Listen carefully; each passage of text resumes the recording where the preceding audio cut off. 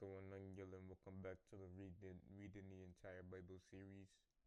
This is gonna be the last upload of Numbers, at least it should be, because I'm just gonna read the entire thing. There's 36 chapters in Numbers, and we're on 29, so I might as well just read the entire thing. Um, yeah. All right, let's just do it. Let's just do it. Let's just do it. On the first day of the 7th month, you shall have a holy summoned assembly. You shall do no laborious work. It will be for you a day of blowing trumpets, the shofar, ram's horn. You shall offer a burnt offering as a sweet and soothing aroma to the Lord. 1 bull, 1 ram, and 7 male lambs, 1 year old without blemish, and their grain offering, fine flour mixed with oil, 3/10 of an ephah for the bull, 2/10 for the ram, and 1/10 of an ephah for each of the 7 lambs, and 1 male goat as a sin offering to make atonement for you. These are in addition to the burnt offering of the new moon and its grain offering, and the continual burnt offering and its grain offering, and their drink offerings according to the ordinance for them, as a sweet and soothing aroma and offering by fire to the Lord. Then on the 10th day of the 7th month you shall have a holy summoned assembly for the day of atonement, and you shall humble yourselves. You shall not do any work. You shall present a burnt offering to the Lord as a sweet and soothing aroma, 1 bull, 1 ram, and 7 male lambs, 1 year old, which are without blemish, and their grain offering, fine flour mixed with oil, 3/10 of an ephah for the for the two for the bull, 2/10 for the ram, 1/10 of an ephah for each of the 7 lambs, 1 male goat as a sin offering, in addition to the sin offering of atonement, and the continual burnt offering and its grain offering, and their drink offerings. And then on the 15th day of the 7th month you shall have a holy summoned assembly. You shall do no laborious work, and you shall observe feasts of booths to the Lord for 7 days. You shall present a burnt offering and an offering by fire as a sweet and soothing aroma to the Lord. 13 bulls, 2 rams, and 4 male lambs, 1 year old, which are without blemish, and their grain offering, fine flour mixed with oil, 3/10 of an ephah for each of the 13 bulls, 2/10 for each of the 2 rams, and 1/10 of an ephah for each of the 14 lambs. Also 1 male goat as a sin offering, in addition to the continual burnt offering, its grain offering, and its drink offering. Then on the second day of the Feast of Booths, 12 bulls, 2 rams, 14 male lambs, 1 year old without blemish, with their grain offering and their drink offerings for the bulls, the rams, and the lambs, by their number according to the ordinance. Also 1 male goat as a sin offering, in addition to the continual burnt offering, its grain offering, and their drink offerings. Then on the third day of the Feast of Booths, 11 bulls, 2 rams, 14 male lambs, 1 year old without blemish, with their grain offering and drink offerings for the bulls, the rams, and the lambs, by their number according to the ordinance, and 1 male goat as a sin offering, in addition to the continual burnt offering, its grain offering, and its drink offering.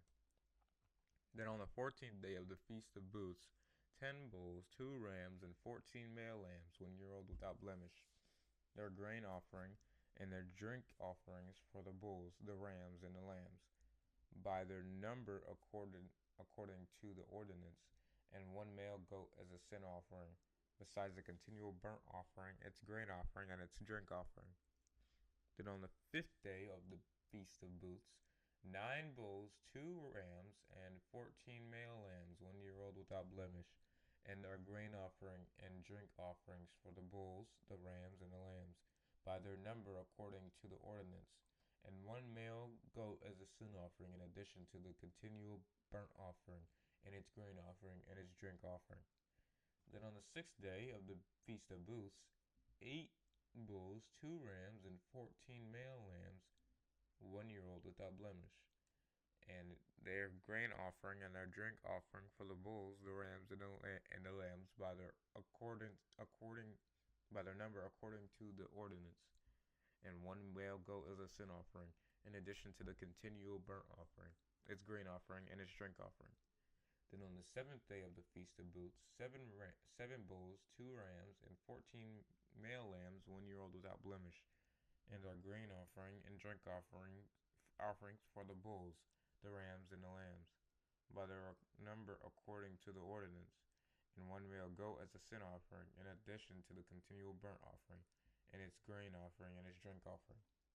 On the 8th day you shall have a solemn assembly to mark the end of the feast.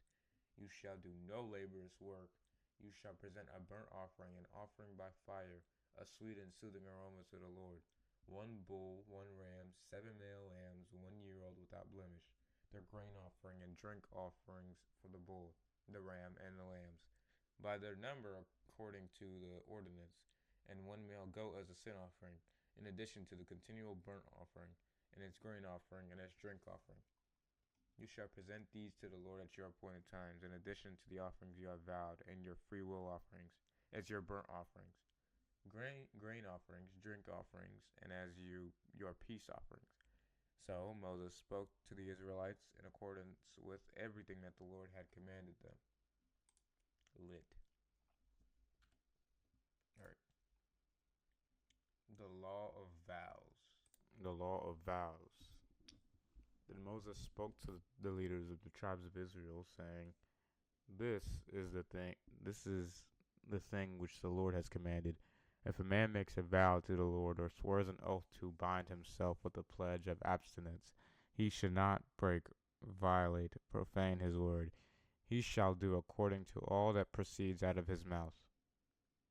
Also, if a woman makes a vow to the Lord and binds herself by a pledge of abstinence while living in her father's house in her youth, and her father hears her vow and her pledge by which she was bound herself, and he offers no objection, then all her vows shall stand, and every pledge by which she was bound herself shall stand. But if her father disapproves of her making her vow on the day that he hears about it, none of her vows or her pledges by which she has bound herself shall stand, and the Lord will forgive her because her father has disapproved of her making the vow. But if she marries until her vows, or if she has bound herself by a rash statement, and her husband hears of it and says nothing about it on the day that he hears it, then her vows shall stand, and her pledge by which she bound herself shall stand. But if her husband disapproves of her making her vow or pledge on the day that he hears it, then he shall annul her vow, annul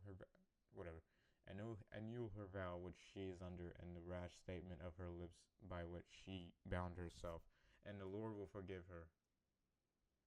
But the vow of a widow or a divorced woman, everything by which she has bound herself shall stand against her. However, if she vowed in her husband's house, or bound herself by a pledge with an oath, and her husband heard it, but said nothing to her, and did not disapprove of her making the vow, then all her vows and every pledge by which she bound herself shall stand. But if her husband absolutely annuls them on the day he heard them, then whatever proceeds from her lips concerning her vows or concerning her pledge shall not stand. Her husband has annulled them, and the Lord will forgive her. Every vow and every binding oath to humble herself, every husband may confirm it, or her husband may annul it. But if her husband says nothing to her concerning the matter, from day to day, then he confirms all her vows or all her pledges which are on her. He has confirmed them because he said nothing to her on the day he heard them. But if he indeed nullifies them, and after he hears about them, then he shall be responsible and bear her guilt for breaking her promise. These are the statutes which the Lord commanded Moses between a man and his wife, and between a father and his daughter, while she is a youth in her father's house. The slaughter of Midian. The Lord spoke to Moses, saying, "Take vengeance for the Israelites on the Midianites. Afterwards you will be able to gather your people in death." Moses spoke to the people, saying, "Arm men from among you for a war, so that they may go against Midian to execute the Lord's vengeance on Midian for seducing Israel to participate in idolatry. 1,000 fighting men from each tribe of all the tribes of Israel you shall send to war."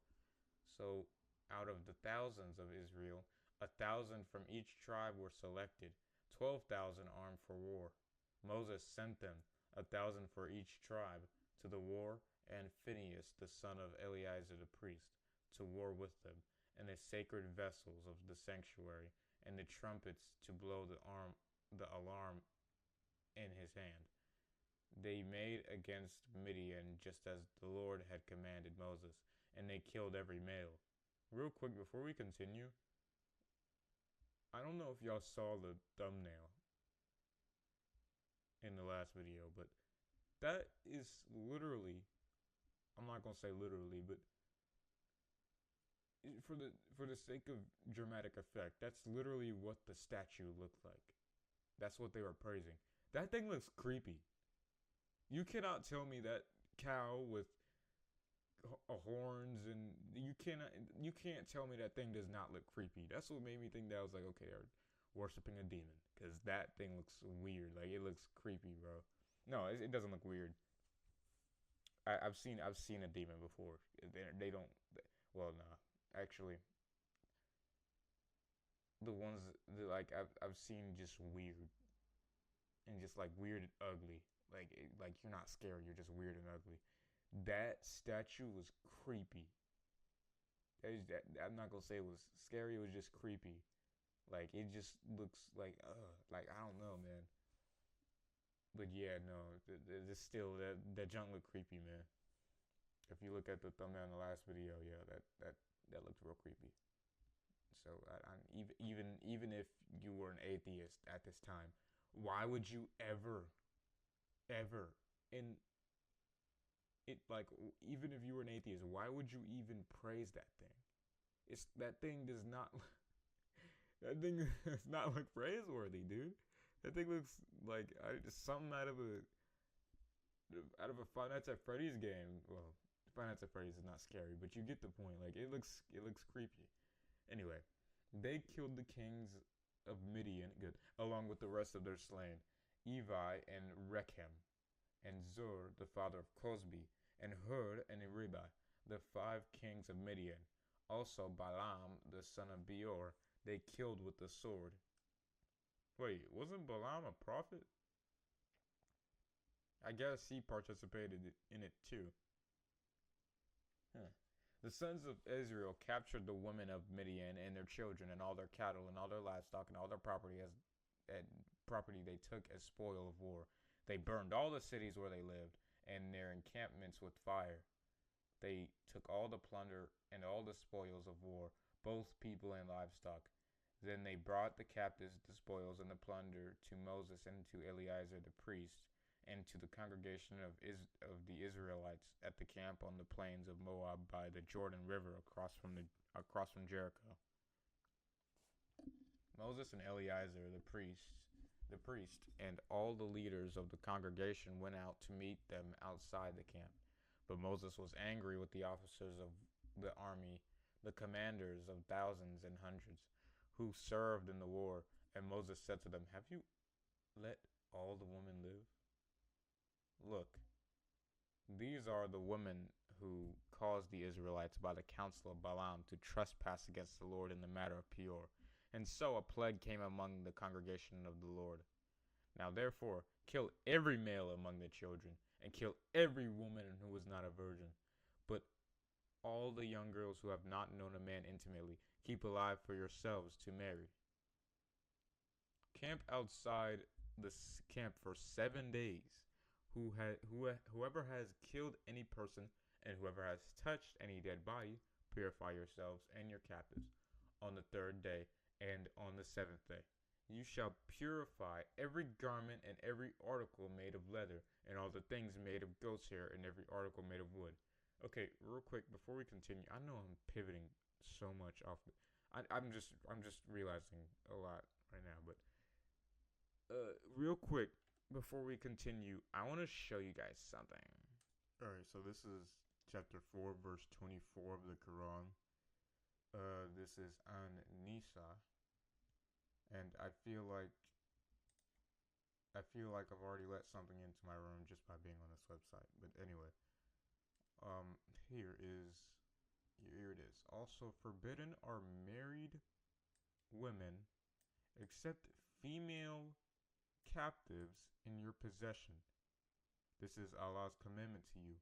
Lawful to you are all beyond these, as long as you seek them with your wealth in a legal marriage, not in fornication. Give those you have consummated marriage with their due dowries. It is permissible to be mutually gracious regarding the set dowry. So, maybe thinking, what? Why'd you show me this? What was the point in showing me this? Well, maybe this will be more descriptive. Uh, so I'm pretty sure it's an entirely different translation. The one that I was reading wasn't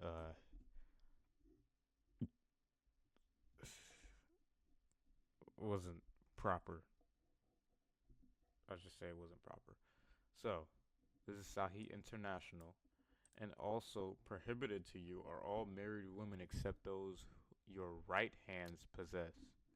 This is the decree of Allah upon you, and lawful to you are all others beyond these, provided that you seek them in marriage with gifts from your property, desiring chastity, not unlawful sexual intercourse. So, for whatever you enjoy of marriage from them, give them their due compensation as an obligation, and there is no blame upon you for what you mutually agreed to beyond the obligation. Indeed, I'm not reading that. So, first of all, we already see here that um, when captives are taken, it's entirely different from what happens in the Bible, because we see that God or Moses, of course, Moses allowed them to basically marry them when they were, you know, of age. You know, the young girls wait for them to get of age first and then marry them. But right here we see that your property, desiring chastity, not unlawful sexual intercourse. What? But but you said desiring chastity. What if this is my desiring chastity, to have unlawful sexual intercourse? But of course, there's context to this, okay? Let's not be dishonest and let's read the context. So I couldn't find this particular this particular thing. So I had to go to God Logic, one of God Logic's streams to find the context. I don't know why it got removed off the internet. It's kind of weird, but here we go. I mean, honestly, you can read it for yourself. Basically, in the Quran, people who capture you are allowed to do whatever they want with you. So yeah, and imagine your grandma, mother, sister, whatever being captured, and they get captured by Muslims. Way worse than being captured by Moses and the Israelites. Now, of course, they didn't even exist, or the Muslims didn't even exist during the time of Moses, but you get my point. Like, the one is way worse than the other, okay? So, yeah, you get the point. You get the point. Division of the spoil of war. Then the Lord spoke to Moses, saying, You and Eleazar, the priest and the leaders of the father's household of the congregation, are to take account of the spoil of war that was captured, both people and livestock. Divide the spoil into 2 equal parts between those who were involved in the war, that is, those who went out to battle, and all the rest of the congregation. Levy a tax for the Lord for the warriors who went to battle, 1 in 500 of the persons, the oxen, the donkeys, and the flocks. Take this tribute for the warriors have, and give it to Eleazar the priest as an offering to the Lord. From the Israelites have of the spoil. You shall take 1 out of every 50 of the persons, the oxen, the donkeys, the flocks, and of all the livestock, and give them to the Levites who are in charge of the tabernacle of the Lord. Moses and Eleazar, the priest, did just as the Lord had commanded Moses.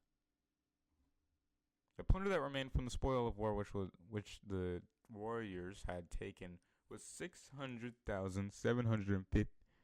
675,000 sheep. Boom. And 72,000 cattle, and 61,000 donkeys, and 32,000 persons in all of the Midianite women who were virgins. The half shared the portions of those who went to war was 337,500 sheep in number, and the Lord's levy tax of the sheep was 675. The cattle were 36,000 from the Lord's levy, which the Lord's levy was 72. The donkeys were 30,500, from which the Lord's levy was 61. The persons who were 16,000, from whom the Lord's levy was 32 persons. Moses gave away the levy which was the Lord's offering to Eleazar the priest, just as the Lord had commanded Moses. As for the Israelites' half, which Moses separated from all that of the warriors, now the congregation's half was 300,037,500 sheep, and 36,000 cattle, and 30,500 donkeys, and 16,000 people. And from the Israelites' half, Moses took 1 out of every 5, both persons and animals, and gave them to the Levites who were in charge of the tabernacle of the Lord, just as the Lord had commanded Moses. Then the officers who were over the thousands of the army, the commanders of thousands and hundreds, approached Moses, and they said to him, "Your servants have counted the warriors under our command, and not one man of us is missing. So we have brought as an offering to the Lord what each man obtained: articles of gold, armlets, bracelets, signet rings, earrings, and necklaces, to make atonement for ourselves before the Lord." Moses and Eleazar the priest took the gold from them, all the handmade articles, all the gold of the offering, which they presented to the Lord for the commanders of thousands and of hundreds, was 16,750. For the men of war had taken plunder, every man for himself. So Moses and Eleazar the priest received the gold from the commanders of thousands and of hundreds, and brought it into the tent of meeting, tabernacle, as a memorial for the sons of Israel before the Lord. All right. Okay. Reuben and Gad settled in Gilead. Now the sons of Reuben and the sons of Gad had very large herds of cattle, and they saw the land of Jazer and the land of Gilead on the east side of the Jordan River. And indeed, the place was suitable for raising livestock. So the sons of Gad and... Hold on. No. Anyway. So the sons of Gad and of Reuben came and spoke to Moses, to Eleazar the priest, and to the leaders of the congregation, saying, "The country around Ataroth, Dibon, Jazer, Nimrah, Heshbon, Elealeh, Sebam, Nebo, and Beon, the land which the Lord conquered before the congregation of Israel, is a land suitable for livestock, and your servants have very large herds of livestock. They said, if we found favor in your sight, let this land be to your servants as a possession. Do not take us across the Jordan River." But Moses said to the sons of Gad and to the sons of Reuben, Shall your brothers go to war while you sit here? Now, why are you discouraging the hearts of the Israelites from crossing over into the land which the Lord has given them? This is what your fathers did when I sent them from Kadesh Barnea to see the land. Hold on, wait, I skipped a whole bunch.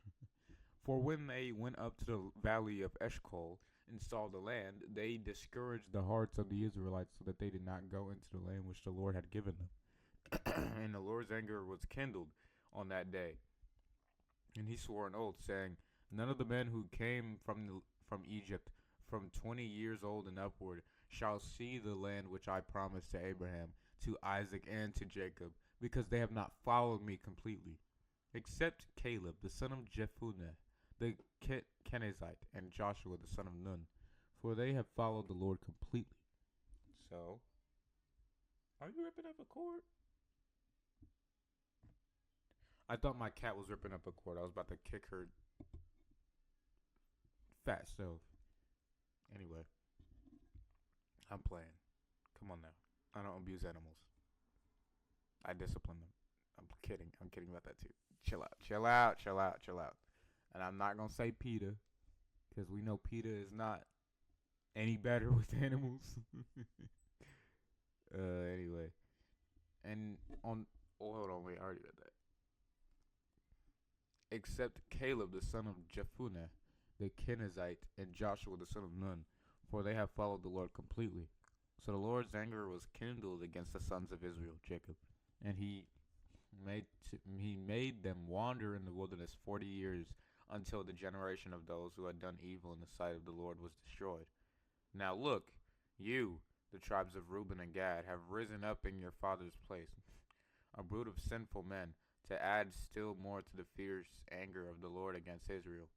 For if you turn back from following him completely, he will once again leave them in the wilderness, and you will destroy all these people. But the people of Reuben and Gad approached Moses and saying, we will build sheepfolds here for our flocks and walled cities for our children, but we will be armed and ready to go to war before the other tribes of the Israelites until we have brought them to their place, while our children live in the fortified cities because of the inhabitants of the land. We will not return to our homes until every one of the other sons of Israel has taken possession of his inheritance. For we will not inherit with them on the west side of the Jordan and beyond, because our inheritance has come to us on this side of the Jordan River, towards the east.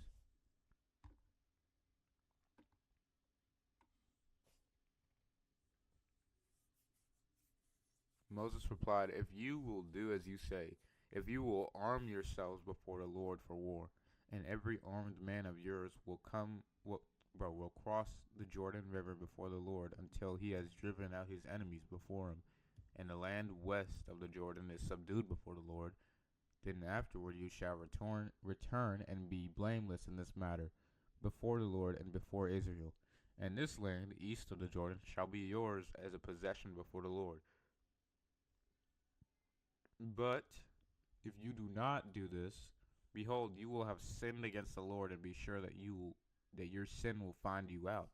Build your cities for your children, and folds for your sheep, and do all of which you have spoken. Then the descendants of Gad and Reuben said to Moses, your servants will do just as my Lord commands.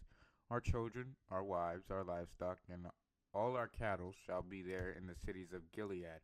But your servants will cross over, every man armed for war, before the Lord to battle, just as my Lord says.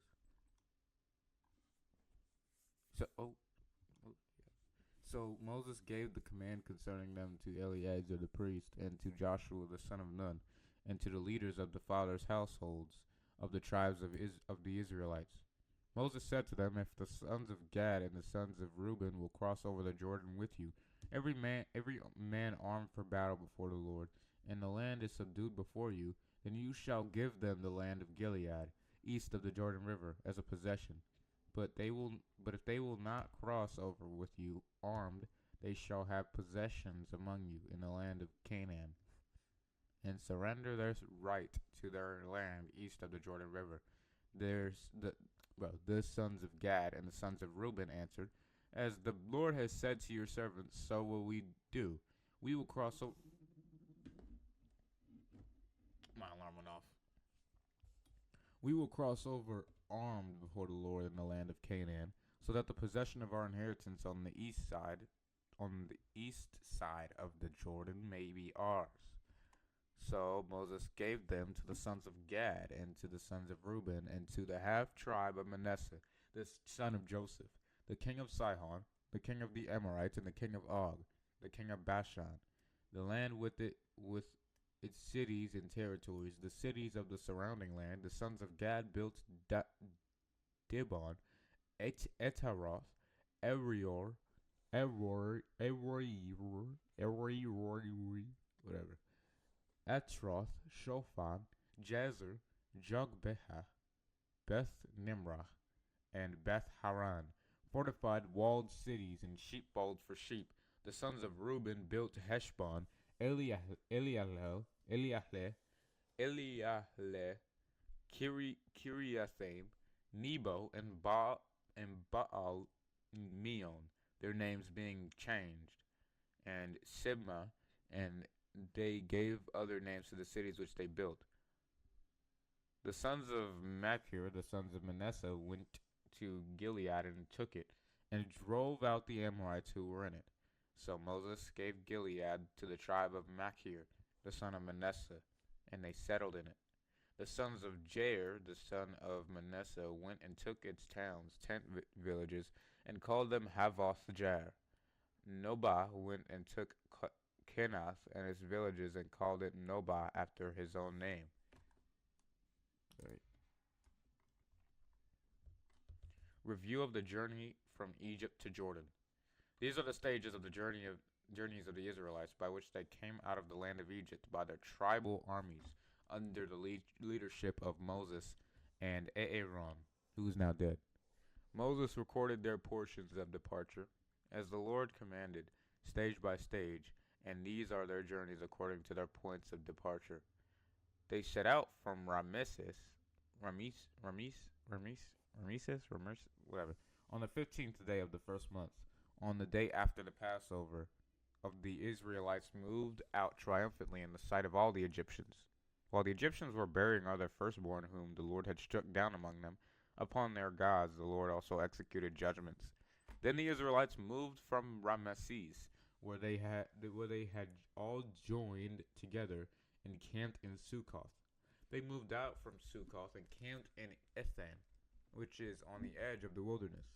They moved out from Etham and turned back to Pi-hahiroth, east of Baal Zephon, and they camped before Migdol. They moved out from before Pi-hahiroth and passed through the midst of the Red Sea in the wilderness, and they went a 3 days journey in the wilderness of Etham, and camped at Marah. They moved out from Marah and came to Elim. In Elim there were 12 springs of water and 70 palm trees, and they camped there. They moved out from Elim and camped by the Red Sea, seas of reeds. They moved out from the Red Sea and camped in the wilderness of Sin. They moved out from the wilderness of Sin and camped at Dophka. They moved out from Dophka and camped at Alush. They moved out from Alush and camped at Rephidim. Now it was there that the people had no water to drink. They moved out from Rephidim and came into the wilderness of Sinai, where they remained for about a year. They moved out from the wilderness of Sinai and camped at Kibroth Hatava. They moved out from Kibroth Hatava and camped at Hazeroth. They moved out from Hazeroth and camped at Rithmah, near Kadesh, the place of which the 12 spies were sent to spy out the land of Canaan. They moved out from Rithmah and camped at Rimmon Perez.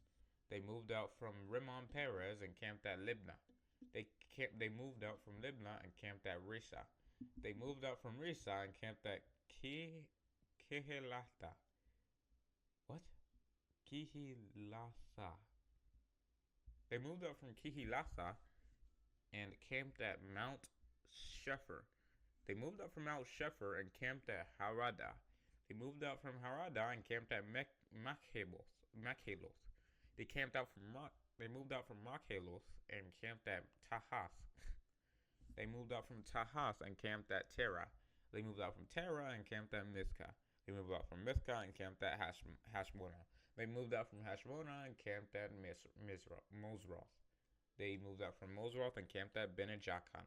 They moved out from Benejakan and camped at Hor Hadigad. Hagid Gad. Hagid Gad. Whatever. They moved out from Hor Hagid Gad and camped at Jotbatha. They moved out from Jotbatha and camped at Abrona. They moved out from Abrona and camped at Ezion Geber, or Elas, on the Gulf of Aqaba. They moved out from Ezion Geber and camped in the wilderness of Zin, which is Kadesh. They moved out from Kadesh and camped at Mount Hor on the edge of the Edom. Aaron the priest went up to Mount Hor and the command of the Lord and died there in the 14th year after the Israelites came out of Egypt. Aaron was 123 years old when he died on Mount Hor. The Canaanite king of Arad, who lived in the Negev, the south country, in the land of Canaan, heard that the sons of Israel were coming. They moved out from Mount Hor and guys, stop laughing every single time I say Mount Hor. Okay, it's not funny. Why do y'all keep laughing, man? That's literally the name of the mountain. Oh, you're pronouncing it wrong. No, I'm not. You're pronouncing it wrong. And camped at Zalmona. Then they moved from Zalmona and camped at Punon.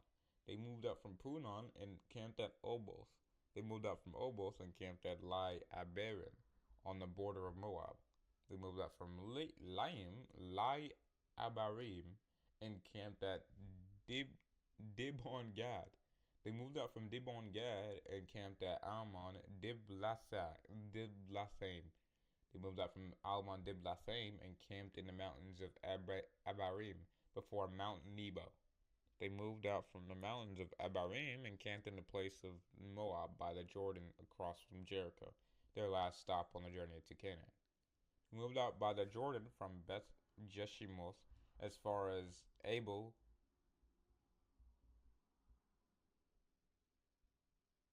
Shiftim in the plains of Moab. Oh, dang, I didn't know all the way down. Okay. Law of possessing the land. Then the Lord spoke to Moses in the plains of Moab by the Jordan across from Jericho, saying, "Say to the children of Israel, when you cross the Jordan into the land of Canaan, then you shall drive out all the inhabitants of the land before you and destroy all their sculpted images and destroy all their cast idols and completely eliminate all their idolatrous high places. And you shall take possession of the land and live in it. For I have given the land to you to possess. You shall inherit the land by lot according to your families. To the large tribe you shall give a larger inheritance, and to the small tribe you shall give a smaller inheritance. Whoever the lot falls to, any man that shall live, and that shall be the location of his inheritance. According to the tribes of your fathers' ancestors you shall inherit. But if you do not drive out the inhabitants of the land before you, then those you let remain of them will be like pricks in your eyes and like thorns in your side, and they will attack you in the land which you live. And as I, the Lord, plan to do to them, so I will do to you." That's ominous.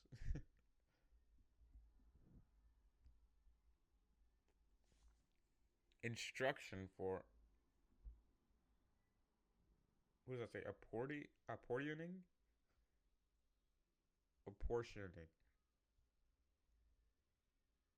Apportioning Canaan. Then the Lord spoke to Moses. No, wait. Why do I pronounce it like apportion? Apportionate, whatever. Then the Lord spoke to Moses, saying, "Command the Israelites, when you enter the land of Canaan, this is the land that shall be yours as an inheritance. the land of Canaan according to its boundaries. Your southern region shall be from the wilderness of Zin along the side of Edom, and your southern boundary from the end of the salt Dead Sea eastward. Your boundary shall turn from the south to the ascent of Akrabim, and continue on the Zin, and its limit shall be south of Kadesh Barnea. Then it shall go on to Hazar Adar, and pass on to Asmon. Then the boundary shall turn from Asmon to the brook of Egypt, Wadi el Arish, and its limit shall be at the Mediterranean Sea. My mic, or not my mic, but like I'm holding it while reading, and it almost fell in my hand. As the western boundary, you shall have the great Mediterranean Sea and its coastline. This shall be your western boundary, and this shall be your northbound border from the great Mediterranean Sea. Mark out your boundary line to Mount Hor. From Mount Hor you shall mark out your boundary to the entrance of Hamath, and the limit of the border shall be at Zedad. Then the northern boundary shall go on to Ziphron, and its limit shall be at Hazar Enan. This shall be your northern boundary. Oh gosh. You shall mark out your eastern boundary from Hazar Enan to Shepham. The eastern boundary shall go down from Shepham to Riblah on the east side of Ain, and shall descend and reach to the slope on the east of the Sea of Shinnereth, the Sea of Galilee, and the eastern boundary shall go down to the Jordan River, and its limit shall be at the Dead Sea. Salt Dead Sea. It shall be your land according to its boundaries and all around. So Moses commanded the Israelites, saying, This is the land you are to inherit by lot, which the Lord has commanded to be given to the 9 tribes and the half tribe of Manasseh. For the tribe of the sons of Reuben and the tribe of the sons of Gad have received their inheritance by their fathers' households, and the half tribe of Manasseh have received their possession. The 2.5 tribes have received their inheritance according to the Jordan River, opposite Jericho, eastward toward the sunrise. Then the Lord spoke to Moses, saying, These are the names of the men who shall divide the land among you as an inheritance: Eleazar the priest and Joshua the son of Nun. You shall take 1 leader from every tribe to divide the land for inheritance. These are the names of the men from the tribe of Judah: Caleb the son of Jephunneh. From the tribe of the sons of Simeon, Samuel the son of Ammihud. From the tribe of Benjamin, Elidad the son of Chislon. From the tribe of the sons of Dan, a leader: Buki the son of Mujagli, of the sons of Joseph. From the tribe of the sons of Manasseh, a leader: Hediel the son of Ephod. From the tribe of the sons of Ephraim, a leader: Kemuel the son of Shiftan. From the tribe of the sons of Zebulun, a leader: Elizaphan the son of Parnak. From the tribe of the sons of Issachar, a leader: Paltiel the son of Azan. From the tribe of the sons of Asher, a leader: Ahihud the son of Shelomi. From the tribe of the sons of Naphtali, a leader: Pedahel the son of Ammihud. These are the 12 men whom the Lord commanded to work with Joshua and Eleazar to divide the inheritance to the sons of Israel, the land of Canaan.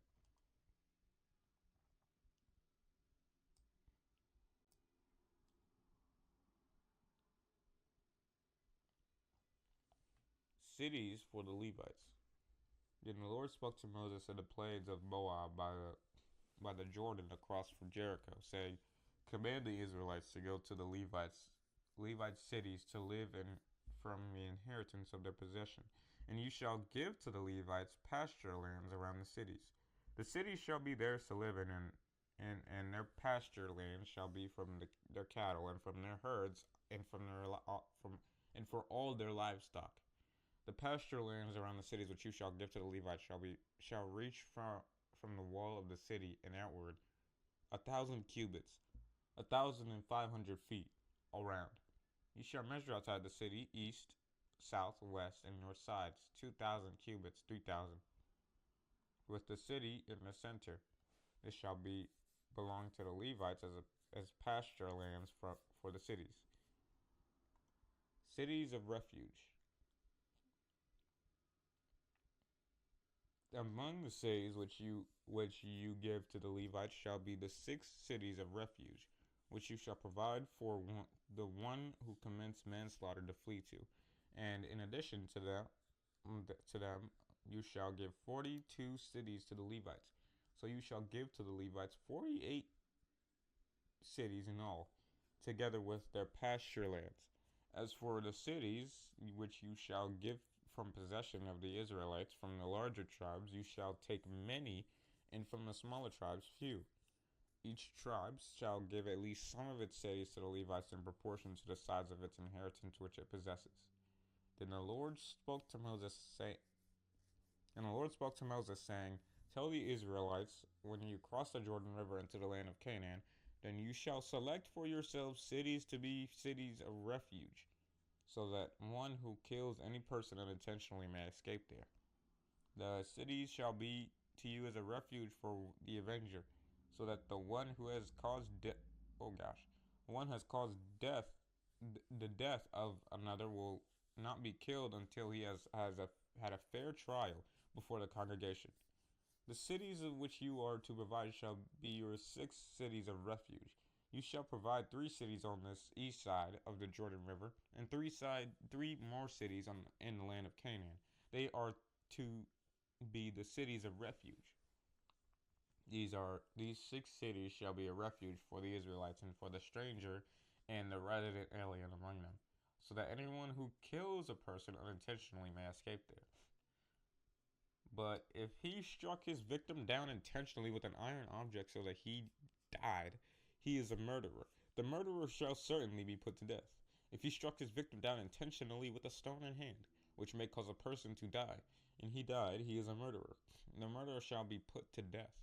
Or if he has struck his victim down intentionally with a wooden object in hand, which may cause a person to die, and he died, he is a murderer. The murderer shall certainly be put to death. The blood avenger shall himself put the murderer to death. He shall put him to death when he meets him. But if he pushed his victim out of hatred, or threw something at him with malicious intent, and he died, or if in enmity he struck the victim down with his hand and he died, the one that struck the victim shall certainly be put to death. He is a murderer. The blood avenger shall put the murderer to death when he meets him. But if he pushed the victim suddenly, not in enmity, or threw anything at him with malicious intent, or without seeing him hit accidentally with a stone object that could kill him, and he died, and the offender was not his enemy nor intending to harm him, then the congregation shall judge between the offender and the blood avenger according to these ordinances. The congregation shall rescue the offender from the hand of the blood avenger, and return him to his city of refuge, the place which he had escaped, and he shall live there until the death of the high priest, who was anointed with the sacred oil. But if at any time the one guilty of manslaughter comes outside the border of his city of refuge which he fled, and the blood avenger finds him outside the border of his city of refuge, and kills the offender, the blood avenger will not be guilty of murder, because the offender should have remained in his city of refuge until the death of the high priest. But after the high priest's death, the offender shall return to the land of possession. These things shall be a statute for you throughout your generations, wherever you may be. If anyone kills a person intentionally, the murderer shall be put to death on the testimony of 2 or more witnesses. But one shall be put to death on the testimony of only 1 witness. Moreover, you shall not accept a ransom in exchange for the life of a murderer, guilty and sentenced to death, but he shall certainly be put to death. You shall not escape a ransom. Accept, not escape. What am I talking? You shall not accept a ransom from for whom has been for who has escaped to his city of refuge, so that he may return to live in his own land before the death of the high priest. So you shall not pollute and defile the land in which you live, for the shedding of innocent blood pollutes and defiles the land. No atonement, expiation, can be made for the land for the innocent bloodshed in it, except by the blood execution of him who shed it. You shall not defile the land in which you live, in the midst of which I live, for I, the Lord, live among the people of Israel.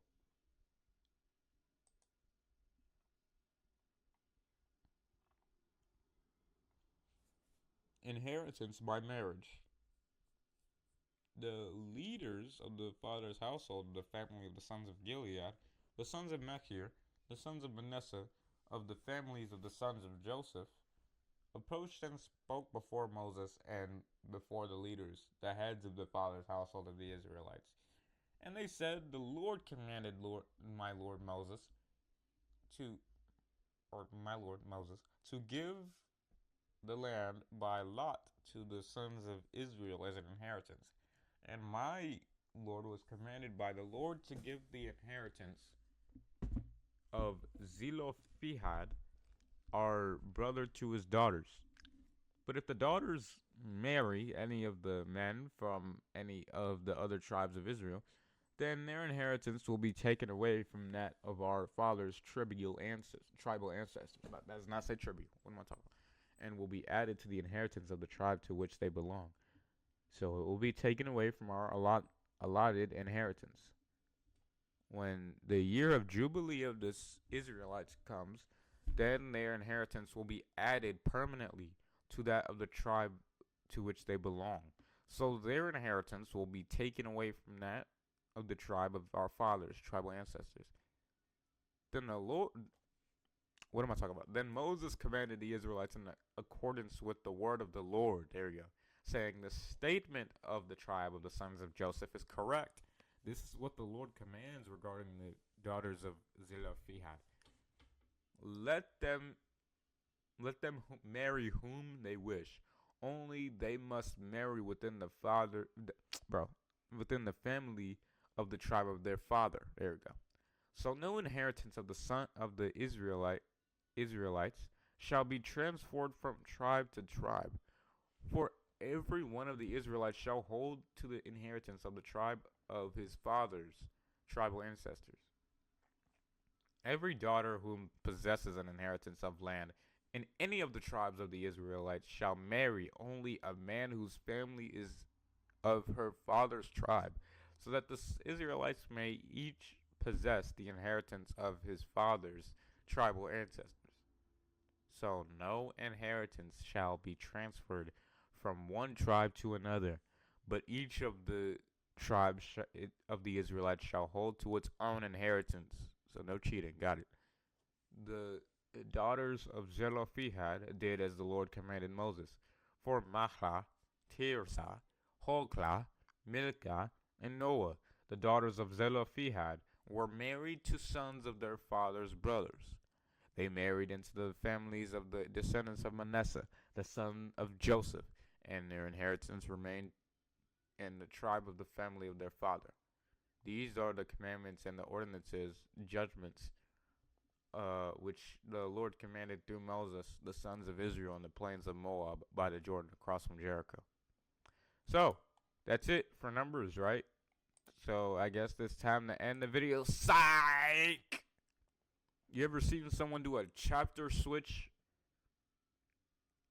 like I just did? Yeah. So, we're not ending the video because I didn't even... All what you seeing is me in the future. You know, some of these clips that you were watching were me in the past, and I was going to upload that. But I didn't because I stopped reading. So, if I sound different, then you're a really good observer. All right, we're going to Deuteronomy chapter 4 because I read 29 of Numbers. So what is that? That's 10 chapters I have to read, and I read already 5. So 29, 30, 31, 32, 33, 34, and then 35, 36, and then Deuteronomy 1, 2, 3. Oh, I only have to go to 3. I didn't know that. See, I'm over here doing the math wrong in my head. What am I doing, bro? All right. The Israel's history after the Exodus. Uh-oh. Detail, everyone. Detail. These are the words which Moses spoke to all Israel, which they were still beyond.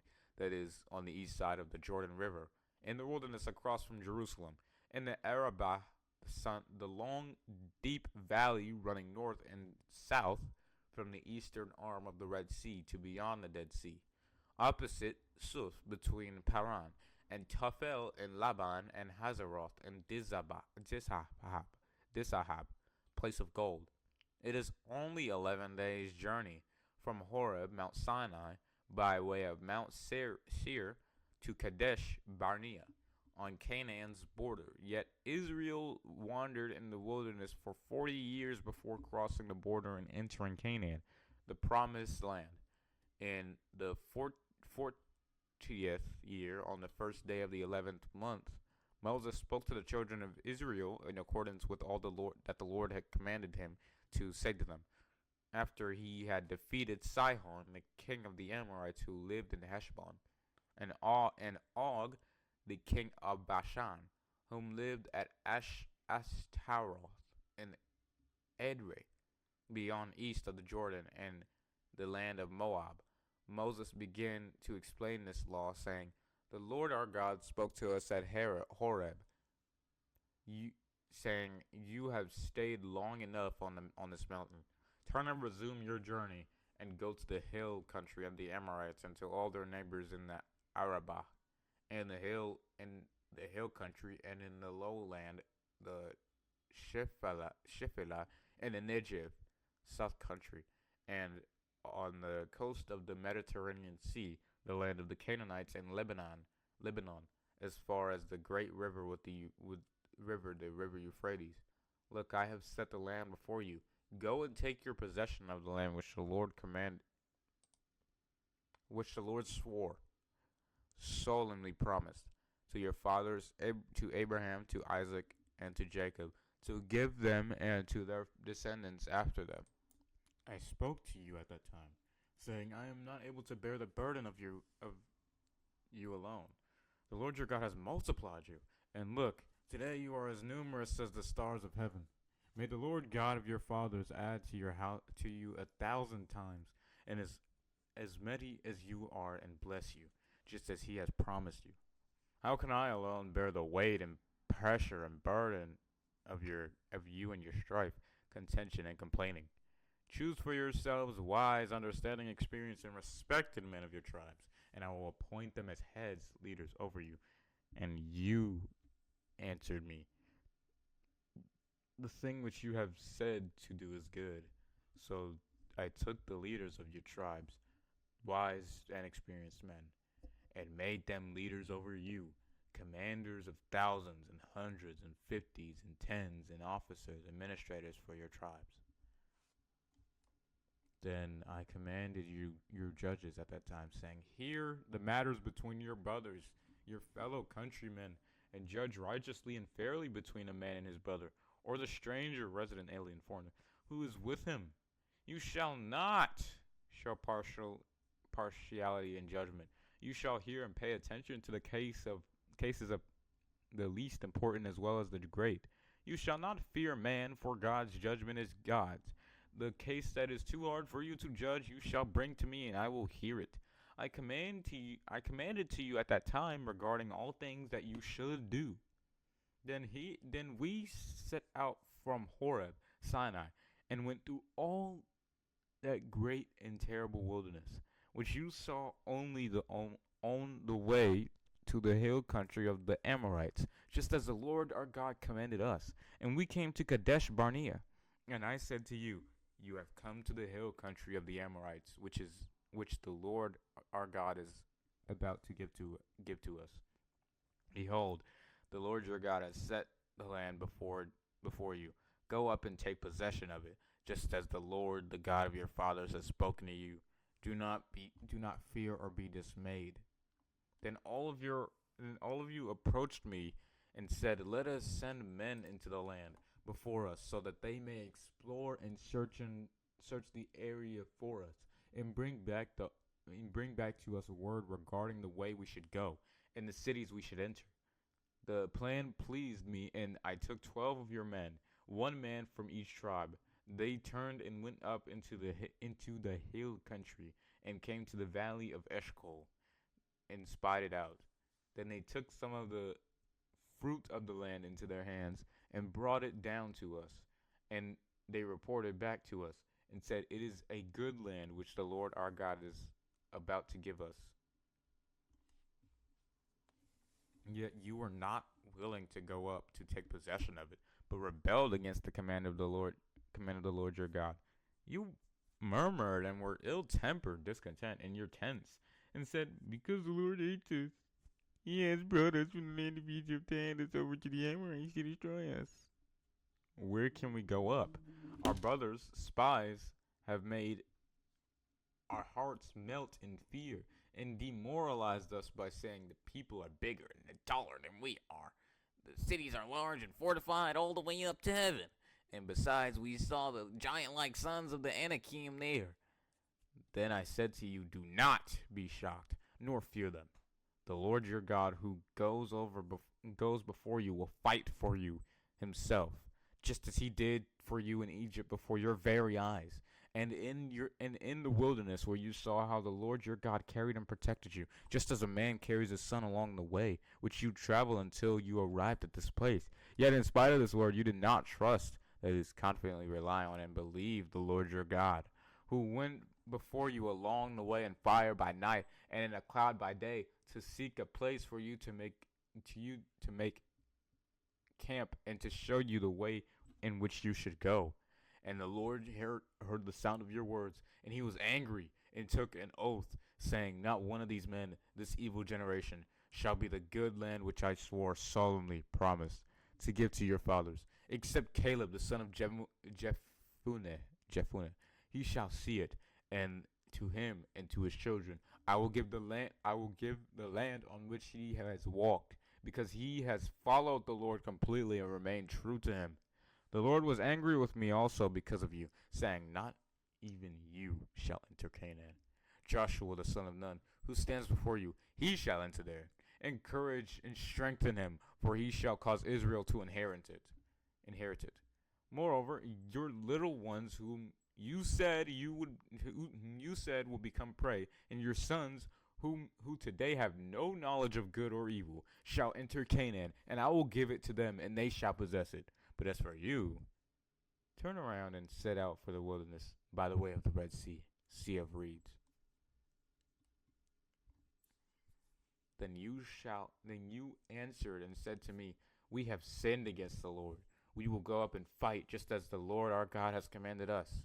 So you equipped every man with weapons of war, and regarding it as easy to go up into the hill country. But the Lord said to me, say to them, do not go up and do not fight, for I am not among you because of your rebellion. Otherwise you will be badly defeated by your enemies. Humiliated. So I spoke to you, but you would not listen. Instead, you rebelled against the command of the Lord and acted presumptuously,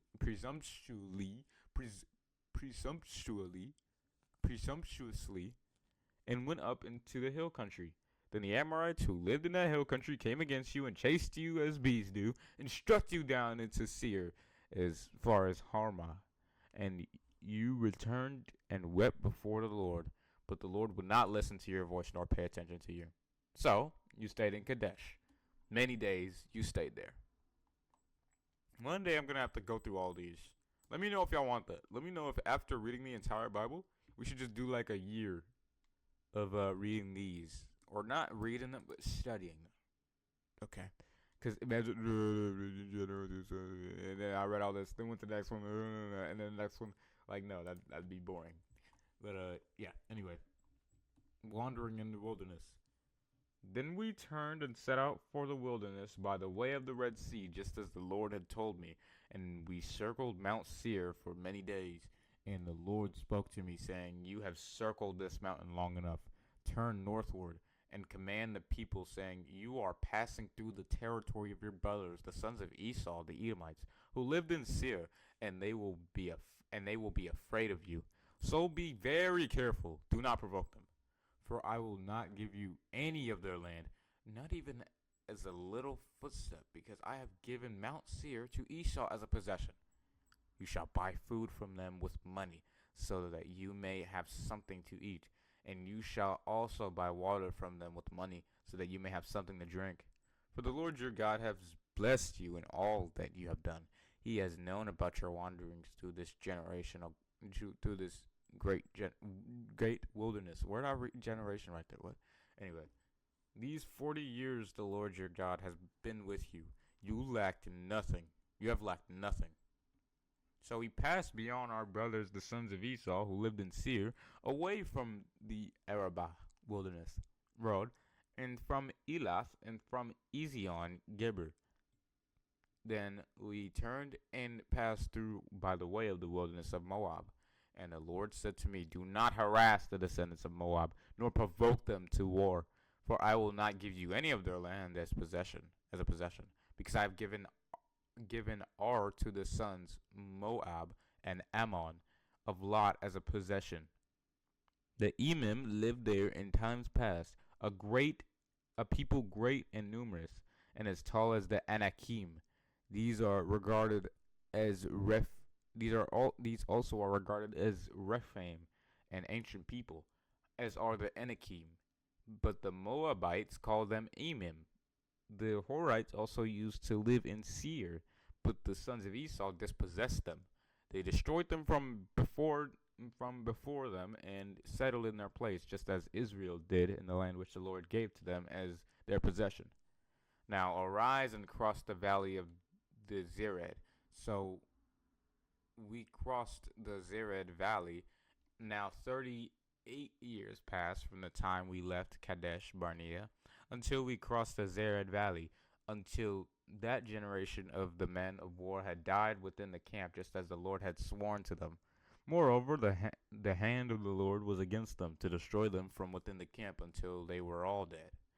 So it came about when all the men of war had finally died from among the people, that the Lord spoke to me, saying, Today you are to pass through Ar, the border of Moab.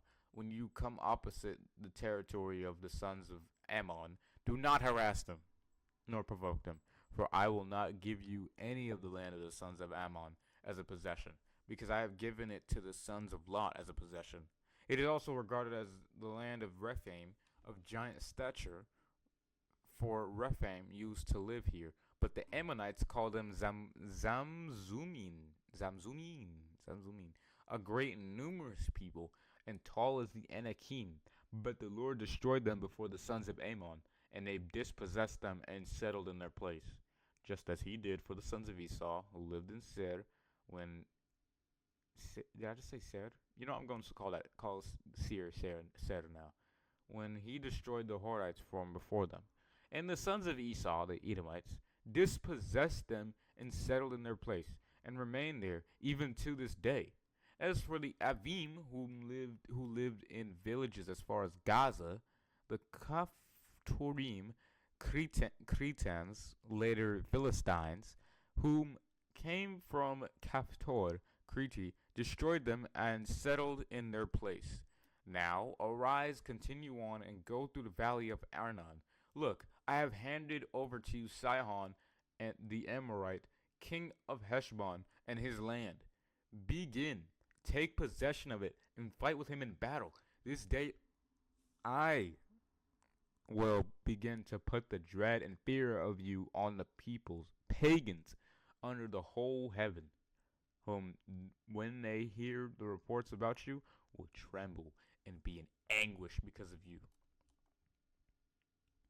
So I sent messengers from the wilderness of Kedemoth to Sihon, king of Heshbon, with words of peace, saying, "Let me pass through your land with my people. I will travel with them only on the highway. I will not turn away to the right or to the left.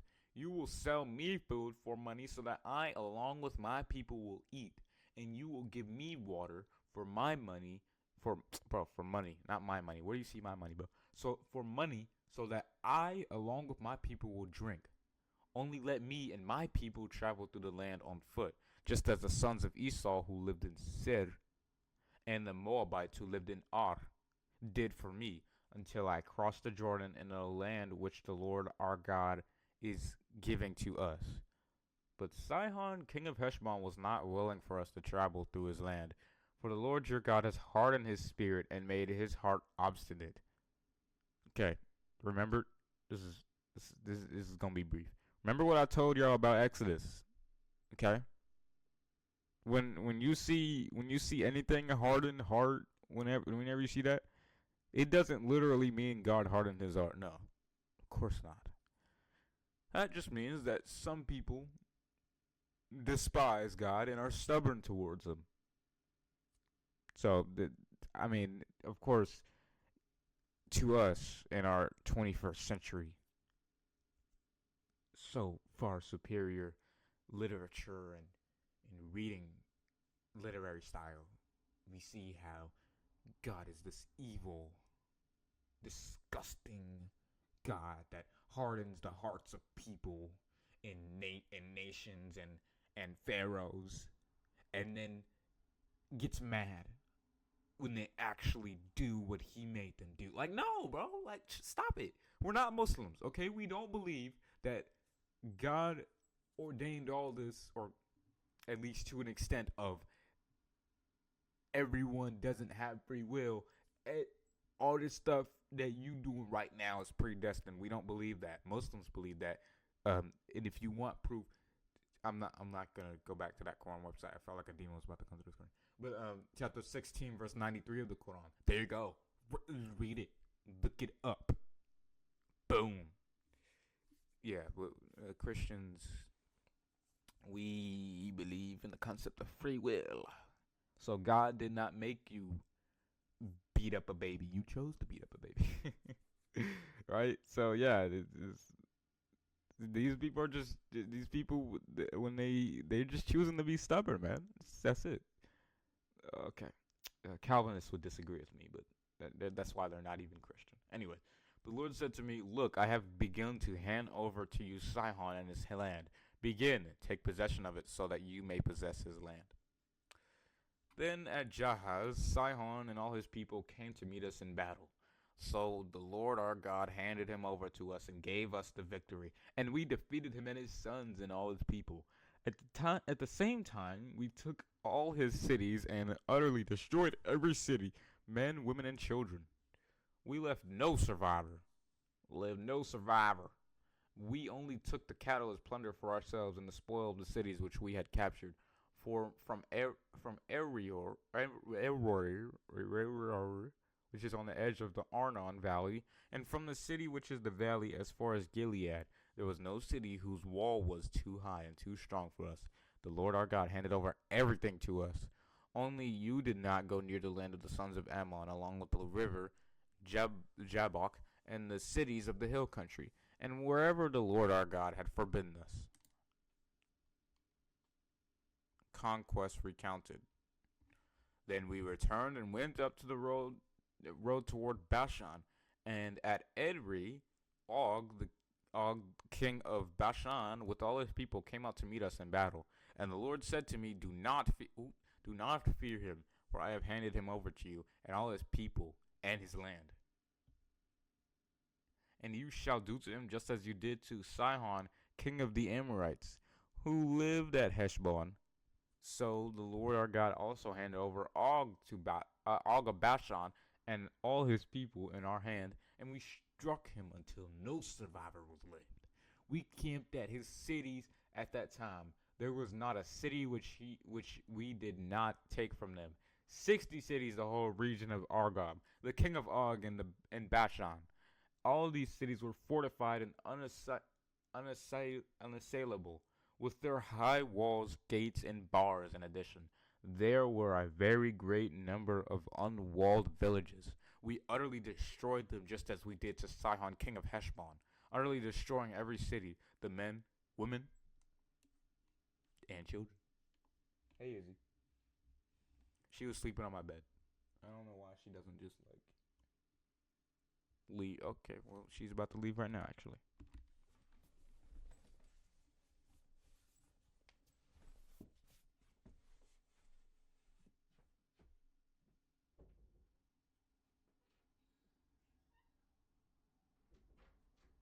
All right, my cat's going. Anyway, so we took the land at that time from the hand of the two kings, Sihon and Og, from the Amorites who were beyond the Jordan, from the valley of the Arnon to Mount Hermon. The the Sidonians call Hermon Sirion, and the Amorites call it Senir. All the cities of the plain and all Gilead and Bashan, as far as Saleka, Seoka, and Edrei, cities of the kingdom of Og and Bashan, for only Og, king of Bashan, was left of the remnant of the giants known as the Rephaim. Behold, his bed frame was a bed frame of iron. It is not in Rabbah of the Ammonites. Is it not in Rabbah of the Ammonites? It was 9 cubits, 12 feet long, as 4 cubits, 6 feet wide, using the cubit of a man, the forearm to the end of the middle finger. So we took possession of this land at that time. I gave the territory from Erer, which is by the valley of the Arnon, along with the half of the hill country of Gilead, and its cities to its Reubenites, and to the Gadites, the rest of Gilead and all of Bashan. The kingdom of Og I gave to the half tribe of Manasseh, that is all the region of Argob, concerning all Bashan. It is called the land of Rephaim. Jair, the descendant of Manasseh, took all the region of Argob as far as the border of the Geshurites and the Maccathites, that is Bashan, and called it after his own name, Havoth, the villages of Jair, and it is called to this day, as it is called to this day. I gave Gilead to Machir of Manasseh, to the Reubenites and Gadites. I gave to the territory from Gilead as far as the valley of Arnon. With the middle of the valley is a boundary, and as far as the Jabbok River, the boundary of the sons of Ammon, the Arba, also with the Jordan and its boundary, from Kinnereth, the Sea of Galilee, as far as the Sea of Araba, the Salt Sea, Dead Sea, at the top of the slopes of Pisgah on the east. Then I commanded to you Reuben, Gad, and the half tribe of Manasseh at that time, saying, the Lord your God has given you this land to possess. All you who are brave men shall cross over the Jordan, armed before your brothers, the sons of Israel. But your wives and your children and your cattle, I know that you have much livestock, shall remain in your cities, which I have given you, until the Lord gives rest to your fellow countrymen, as he has to you. And they also possess the land which the Lord your God has given them beyond the Jordan.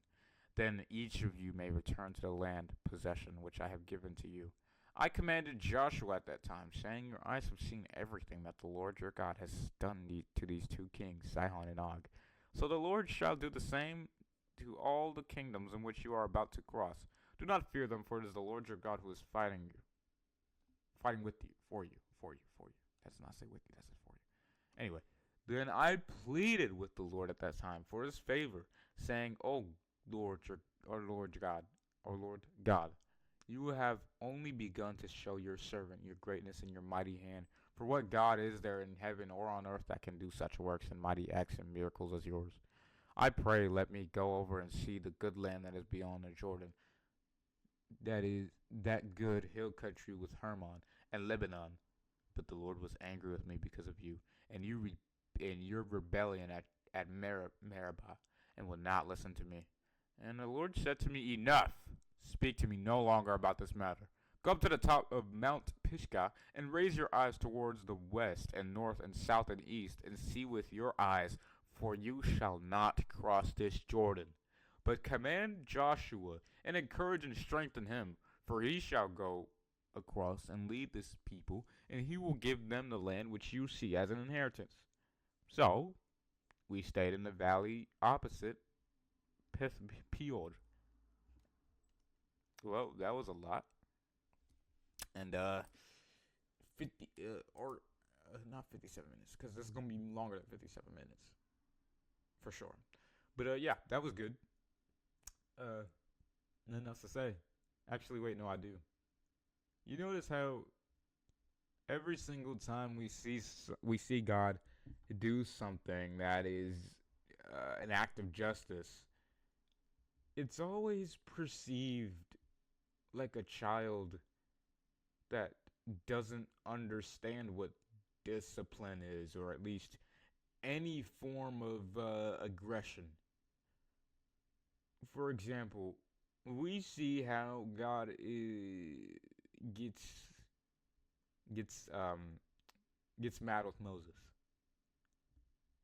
and I'm sure people reading the Bible for the first time will be like, "Wait, what? Wait, he's a prophet. Why are you getting mad at Moses? Like, you already tried to kill him once. You gonna try to do it?" Like, hold on. Okay, slow down. First of all,